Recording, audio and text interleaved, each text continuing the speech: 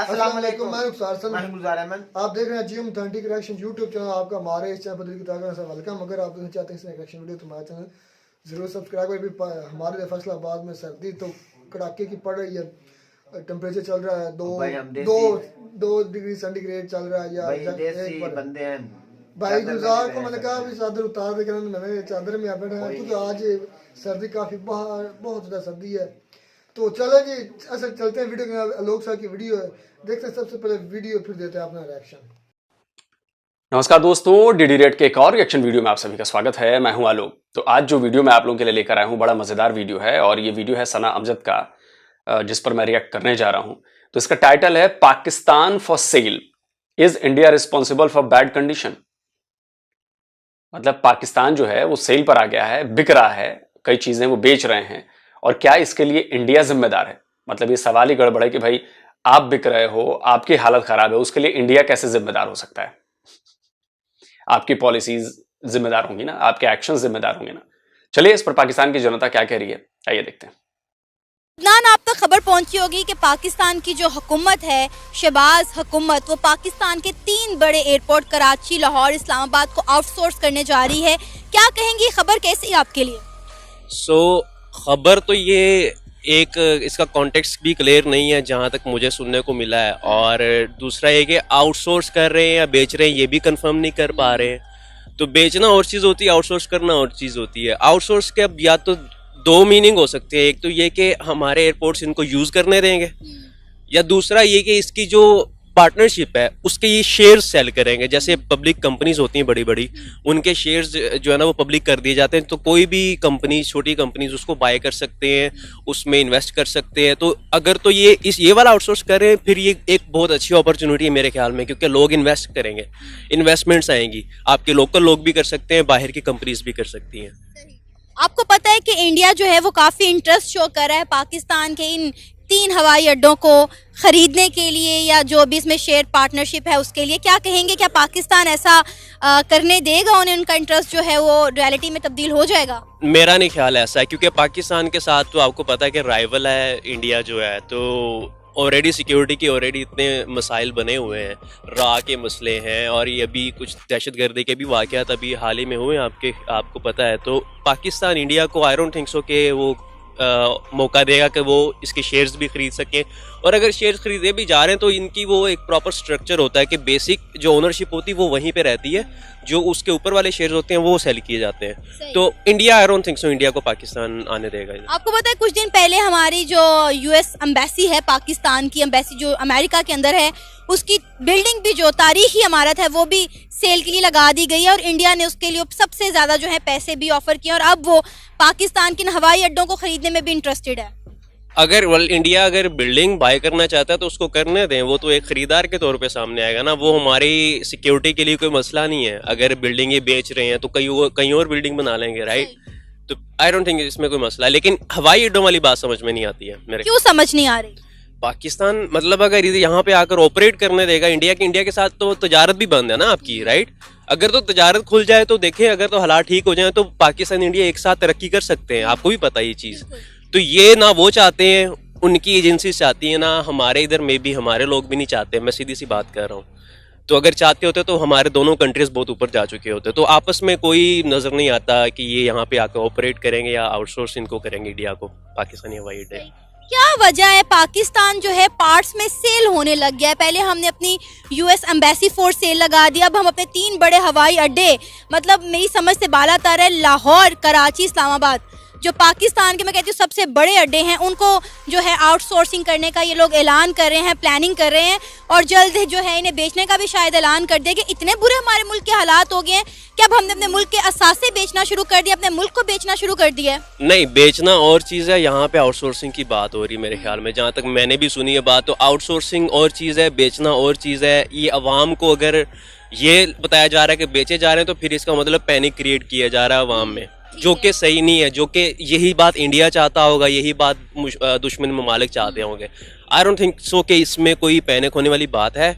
अगर ये चीज़ें सेल की जा रही हैं तो इस अभी आप देखें ना, एनर्जी के लिए भी अभी इन्होंने मार्केट्स की टाइमिंग चेंज की है कि 10 बजे 8 बजे बंद कर दो, राइट। तो वो इसीलिए किया जा रहा है कि एनर्जी सेव करें, क्योंकि कंट्री के हालात ठीक नहीं है, मईशत वाकई ठीक नहीं है, तो हमें सेविंग करने की ज़रूरत है। जहाँ से भी पैसे बचाए जा सकें ये बचा रहे हैं, चलो इनको करने दें, देखते हैं क्या होता है। लेकिन बेचने वाली बात भी गलत है और समझ में भी नहीं आती, और मेरे ख्याल में ऐसा हो भी नहीं रहा है। सर, आप तक खबर पहुंची होगी कि पाकिस्तान अच्छा देखिए, अब आप इसे टेक्निकल चीजों में उलझा दें। देखिए, बेचना एक चीज होती है कि चलिए परमानेंटली आपने एसेट बेच दिया, वो तो पाकिस्तान की सरकार कर भी नहीं सकती। उसको देना होगा लीज पर कि जी हम आपको 15 साल की लीज दे देते हैं, जी 40 साल की लीज दे देते हैं, जी 100 साल की लीज दे देते हैं। लीज पर चीजें जाती हैं, वो बेच नहीं सकते। पहली बात, लीज पर भी अगर दी जा रही है तो वो सॉर्ट ऑफ बेचना है, इन द सेंस कि आपका कंट्रोल उस पर नहीं रहेगा, वो प्रॉपर्टी आपकी रहेगी, लेकिन आपने उसकी जो टेम्पररी ओनरशिप है वो 10 साल के लिए 15 साल के लिए आपने सामने वाले पर दे दिया, क्योंकि आपको पैसे चाहिए। तो पैसे कोई क्यों देगा आपको? पैसे आपको तब देगा ना जब उसके बदले में उसे कुछ मिलेगा। या तो आप उसे गिरवी रख दो, या तो आप उसे लीज पर दे दो। गिरवी रखने का थोड़ा सॉफ्ट तरीका है, लीज पर दे दिए जी, कि जी हम आपको 15 साल के लिए लीज पर देते हैं, आप तीनों एयरपोर्ट जो है वो ऑपरेट करो, और उसमें थोड़ी हमारा भी हिस्सा होगा, सरकार को भी आएगा, और एक मुश्त पैसे जो है वो पाकिस्तान की सरकार को मिल जाएंगे।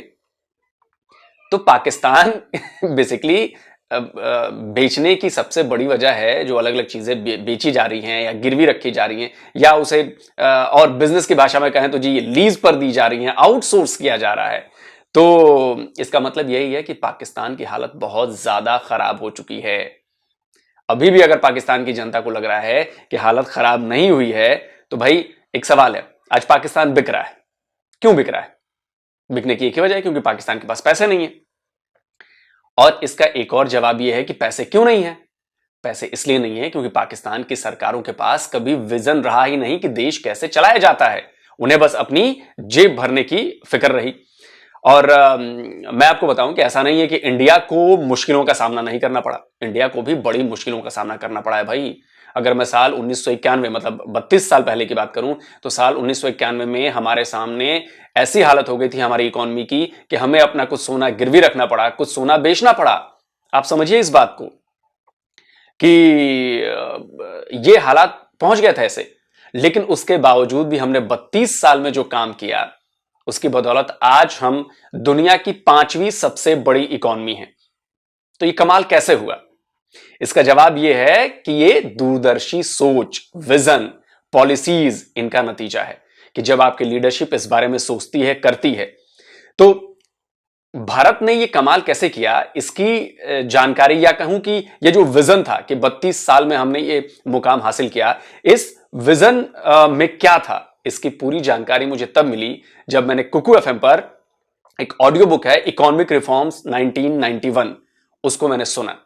मुझे पता चला उन फैसलों के बारे में जो कड़े थे लेकिन लॉन्ग रन में देश के लिए बहुत ज्यादा फायदेमंद थे। उन्हीं का नतीजा है, उन्हीं फैसलों का नतीजा है, उन्हीं नीतियों का नतीजा है कि आज इंडियन इकोनॉमी जो है वो बूम पर है। तो आप भी इस विजन को, सोच को, नॉलेज को और ज्यादा बढ़ा सकते हैं कुकू एफएम पर अलग अलग तरह की ऑडियो बुक्स को सुनकर, क्योंकि नॉलेज एक ऐसी चीज है जिसकी जरूरत आपको जिंदगी के हर कदम पर पड़ती है। आपको जानकारी, नॉलेज चाहिए ही चाहिए। तो नए साल में प्रण लीजिए कि आप अपनी नॉलेज को बढ़ाएंगे, और इसमें आपकी मदद कुकू एफएम कर सकता है, जहां आपको हिंदी, अंग्रेजी सहित कई दूसरी भाषाओं में 10,000 से भी ज्यादा ऑडियो शोज की लाइब्रेरी मौजूद है। और इसका फायदा देश भर में 23 लाख से भी ज्यादा लोग उठा रहे हैं। डीडी रिएक्ट के दर्शकों के लिए कुकू एफएम की तरफ से एक बेहद शानदार ऑफर है। पहले महीने के सब्सक्रिप्शन पर 50% का डिस्काउंट मिल रहा है। अगर आप मेरे कूपन कोड DDR50 का इस्तेमाल करेंगे तो पहले महीने की मेंबरशिप के लिए आपको 99 रुपीज के बदले सिर्फ 49 रुपीज ही देने होंगे। तो ऑडियो शूज सुनने के लिए मैं इसलिए रेकमेंड करता हूं क्योंकि ना तो ये हार्ड बुक्स की तरह महंगी हैं, ना ही उन्हें पढ़ने में आपका बहुत ज्यादा वक्त जो है वो खर्च होता है, बल्कि इन्हें तो कहीं भी कभी भी आप सुन सकते हैं, बस में, ट्रेन में, ऑटो में, कैब में, कहीं भी सुन सकते हैं। तो इसका लिंक मैंने डिस्क्रिप्शन बॉक्स में भी दिया हुआ है, कमेंट बॉक्स में भी दिया हुआ है। तो वहां पर जाइए, लिंक को क्लिक कीजिए और जल्दी से मेंबरशिप ले लीजिए और इसका फायदा उठाइए। तो चलिए वीडियो में आगे देखते हैं कि भाई आगे जो है पाकिस्तान की जनता और क्या कह रही है। पाकिस्तान अपने 3 बड़े हवाई अड्डे जो है इस्लामाबाद, कराची और लाहौर, इनको आउटसोर्स करने जा रहा है। सुनने में आ रहा है कि जल्द इन्हें शायद सेल करने का भी ऐलान कर दिया जाए। इंडिया जो है वो इनको खरीदने में इंटरेस्ट शो कर रहा है। क्या कहेंगे, क्या पाकिस्तान के लिए पॉसिबल है कि इंडिया को अपने हवाई अड्डे या तो आउटसोर्स कर दे या फिर सेल कर दे? बिस्मिल्लाहिर्रहमानिर्रहीम। देखें, पाकिस्तान के अंदर जो इस वक्त एक सियासी फ़ज़ा बनी हुई है ना, वो अफवाहों पे ज़्यादा है।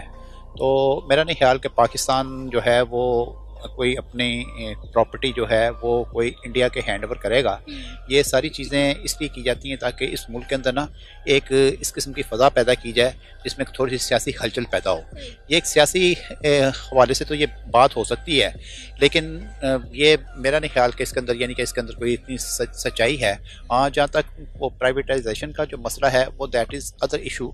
पाकिस्तान में और बहुत सारे यानी कि ऐसे अदारे हैं जिनको निजी मलकियत के अंदर वो दिया गया है, वो इस किस्म का मामला ज़रूर हुए हैं। लेकिन जहाँ तक पाकिस्तान की जो सिक्योरिटी एजेंसीज़ हैं वो तो इतनी ज़्यादा अलर्ट हैं कि यानी कि वो जो उनको सरहद पार से किसी किस्म की ऐसी यानी कि वो मामला जो है ना वो जब नज़र आते हैं तो वो मेरे ख्याल से वो बड़ा अपना एक नेशनल जो अपना एक रोल होता है उसमें वो अपना वो प्ले करते हैं। और उसमें पाकिस्तान की इतने अलर्ट हैं कि आपके 2 ISI के बंदों को सरेआम गोलियां मार दी जाती हैं और आपकी नंबर 1 एजेंसी कुछ नहीं कर पाती है ना। इतनी अलर्टनेस है, इतनी जबरदस्त आपकी नंबर 1 एजेंसी है। आपने तस्वीर देखी ना, जो ISI के DG ISI हैं आपके, वो अभी गए थे वर्दी में, जाके उन्होंने कांधा दिया ताबूत को और दुख जताया है। तो ये तो नाकामी ही कहेंगे ना। घर के भीतर आप घुसकर किसी ने आपके 2 ISI के बंदों को उड़ा दिया। बताइए, इंफॉर्मेशन लीक हुई कि ISI में काम करते हैं। सोचिए कितना बड़ा सिक्योरिटी ब्रीच है कि ISI के लोगों को घर में घुसकर उनको पाकिस्तान के भीतर मार दिया गया। लेकिन आप लोगों को यह बात समझ में नहीं आएगी। एक जो चीज फिक्स कर दी गई है आपके जहन में कि जी नंबर 1 है, सबसे मजबूत है, 1 तो 10 पे भारी है, वही चीज आपको लेके डूब रही है। खैर, सिक्योरिटी को जो है ना वो सिक्योरिटी अदारे जो हैं वो टॉप प्रायोरिटी पे रखते हैं। और मेरा नहीं ख्याल कि इंडिया का इसमें कोई यानी कि इसमें कोई मामला पाकिस्तान की गवर्नमेंट की तरफ से कोई हो सकता है। तो सबसे पहली बात तो मैं ये कहूँगा कि इंडिया का तो इतना एक सेंसिटिव इशू है पाकिस्तान के हवाले से कि यानी कि जब तक वो ये बातें उस वक्त चलती हैं जब एक दोस्ती की फ़ज़ा होती है। तो इंडिया जो है ना वो देखें, कश्मीर के इश्यूज़ के ऊपर आपको पता है कि गुज़श्ता 70 साल से वो इस किस्म के यानी कि मामला चल रहे हैं जो कि पाकिस्तान और इंडिया के एक टेंशन का एक माहौल बने हुए हैं। और इंडिया ने तो अपने किसी रवैये के अंदर किसी किस्म की लचक नहीं की। हालांकि अक़वाम मुत्तहिदा की करारदादें भी मौजूद हैं इसमें, और पूरी दुनिया की जो इंसानी हकूक़ की तंजीमें हैं वो कश्मीर के इशू पर पाकिस्तान को सपोर्ट भी करती हैं। पर्टिकुलरली जो पाकिस्तान का जो इस्लामी ब्लॉक है, पाकिस्तान का इस्लामी ब्लॉक भी पाकिस्तान को इस हवाले से सपोर्ट करता है। लेकिन इंडिया सपोर्ट करता है। तो अब तक ये बताइए कि 75 साल में कश्मीर के मसले पर आप 1 इंच भी आगे क्यों नहीं बढ़ पाए? बता दीजिए, सपोर्ट करता है तो। और इस्लामिक ममालिक जो आप उम्मा की बात कर रहे हैं, आपको बनाते हैं उल्लू। अगर सपोर्ट कर रहे हैं तो फिर सऊदी अरबिया, UAE, ये जो हैं ये जम्मू कश्मीर में आके इन्वेस्टमेंट क्यों कर रही हैं? गल्फ कंट्रीज और भी हैं, वो आके हजारों करोड़ रुपए की इन्वेस्टमेंट जम्मू कश्मीर में क्यों कर रही हैं, अगर वो आपका साथ दे रही हैं तो? सर जी, ये 50 साल पुराना वक्त नहीं रहा। आप अपनी उम्र से जरा आगे बढ़िए और ताजा जो हालात हैं, ताजा जो इक्वेशंस बने हैं दुनिया में, वर्ल्ड ऑर्डर में, उनको जरा निहारिए। पाकिस्तान कहीं नहीं है इसमें। की जो पॉलिसी है हट धर्मी की, मैं समझता हूँ कि इस खिते के अंदर जो एक टेंशन का माहौल है वो इंडिया की हट धर्मी का जो है ना वो इशू इसमें वो ज़्यादा है। तो मेरा नहीं ख्याल कि पाकिस्तान के इंडिया के साथ इस किस्म के जो मरासिम जो हैं वो आगे डिप्लोमेटिकली बढ़ रहे हैं। हमारे मुल्क के मौशी हालात इस हद तक ख़राब हो चुके हैं कि हम अपने मुल्क को बेचना शुरू कर दिया है। मतलब पहले हमने अपनी US में जो पाकिस्तान एम्बेसी की बिल्डिंग थी वो हमने फॉर सेल कर दी। अब पाकिस्तान की 3 बड़े एयरपोर्ट जो हैं वो हम आउटसोर्स कर रहे हैं। मतलब हमारे मुल्क के इतने बुरे हालात हो गए हैं कि हमने अपने मुल्क को बेचना शुरू कर दिया। अगर हम बात करें इंडिया की, तो इंडिया अपने मुल्क के असासे बचा रहा है और हम अपने मुल्क के असासे बेच रहे हैं। इंटरनेशनली अगर आप देखें ना, इंडिया को जो फोर्सेस सपोर्ट कर रही हैं वो खुद माशी तौर पे इतनी मजबूत हैं, उनका डबल स्टैंडर्ड है। वो इंडिया को बाकायदा तौर पर, जैसे मैं आपको एग्जांपल दूंगा ट्रेड के अंदर उनके पास जो है ना, उनके पास बैनुल-अक़वामी सतह पर एक खुला मैदान उन्होंने दिया हुआ है। पाकिस्तान की पोजीशन ये है कि पाकिस्तान के अंदर सैंक्शंस हैं। पाकिस्तान अपनी ट्रेड जो है ना वो बड़ी जो है ना वो एक लिमिटेड जो है ना वो उसमें करता है। और दूसरी बात आप ये देखें कि अगर हमने एक ये बहुत बड़ा यानी कि एक अचीवमेंट की थी सी पैक के हवाले से, और मैं समझता हूँ ये पाकिस्तान की ज़िंदगी मौत का मसला था, और ये बहुत राइट टाइम पे हमने डिसीजन लिया था कि हम चाइना के साथ सी पैक के अंदर जाएँ और उसके अंदर पाकिस्तान की माशी हालत जो बेहतर हो। और आपने इस तनाज़ुर में देखा है कि वो यानी कि चाइना के अंदर जिस किस्म का वो कोविड का जो इशू बनाया गया और जिन फोर्सेस ने ये वहाँ पे इस किस्म के हालात पैदा किए, उसकी बेसिक रीज़न ये थी कि चाइना जिस तरीके से इकोनॉमिकली ग्रोथ कर रहा था और उसका इम्पैक्ट पाकिस्तान की इकोनॉमी के ऊपर आ रहा था। ये बाकायदा एक इंटरनेशनल साजिश हुई है। उस साजिश के लिए चाइना की इकोनॉमी को और पाकिस्तान की इकोनॉमी को जो है ना वो ख़राब करने की कोशिश की गई है, उसको ट्रैक से हटाने की कोशिश की गई है। लेकिन इंशाल्लाह ताला जैसे मैंने आपको पहले भी बताया कि पाकिस्तान को अल्लाह ताला ने इतने वसाइल से नवाजा हुआ है कि इंशाल्लाह पाकिस्तान जो है ना वो अपनी रिवाइवल इसकी होगी, इकोनॉमी में रिवाइवल होगी। और मैं समझता हूँ कि इस वक्त पाकिस्तान के अंदर जो एक अस्करी क़यादत जो है और जो सियासी क़यादत है वो सही हाथों में है। ये लोग इस चीज़ के ऊपर बिलीव करें। आकिब, आपको पता होगा कि पाकिस्तान, यार मुझे समझ में नहीं आता कि लोगों में समझ, पाकिस्तान के लोगों की समझ को क्या हो गया है, कितनी खराब समझ हो गई है। आपको अभी भी लगता है कि इसमें इंटरनेशनल साजिश है? आपको पता है ना कि जो वायरस कोरोना का आया वुहान से आया, चाइना से आया, चाइना ने बनाया, चाइना ने भेजा दुनिया को, दुनिया को प्रॉब्लम में डालने के लिए। आज उसी वायरस का शिकार हुआ है वो। आपको क्यों लगता है कि इसमें साजिश है? वो खुद अपने ही हथियार का शिकार हुआ है। और खुला मैदान दिया हुआ है। अरे भाई साहब, आपके यहां बनता क्या है कि आप ट्रेड करोगे? आपके यहां कोई चीज मैन्युफैक्चर होती है कि आप दुनिया में दूसरे देशों को बेचोगे? हर चीज तो आप चाइना से ले रहे हो, सुई से लेकर जहाज तक। आप ट्रेड किस चीज में करोगे? आप कोई चीज मैन्युफैक्चर करोगे तब तो उसका ट्रेड करोगे। बता दो आप क्या मैन्युफैक्चर करते हो जिसकी ट्रेड करोगे आप जाकर? आप किस दुनिया में हो भाई साहब? किस दुनिया में हो? इतनी उम्र हो गई आपकी, आपको जरा भी समझ नहीं है। आपने कहा चाइना के खिलाफ साजिश हुई है। अच्छा जी, तो आप लोग हमारे खिलाफ साजिश क्यों नहीं कर लेते और हमें क्यों नहीं तबाह कर देते हो? 75 साल से तो कोशिश कर रहे हो ना। खुद कुछ करोगे नहीं, खुद कुछ बनाओगे नहीं, सारी टोपी ट्रांसफर, और सब कुछ ऊपर वाले के हाथ में है।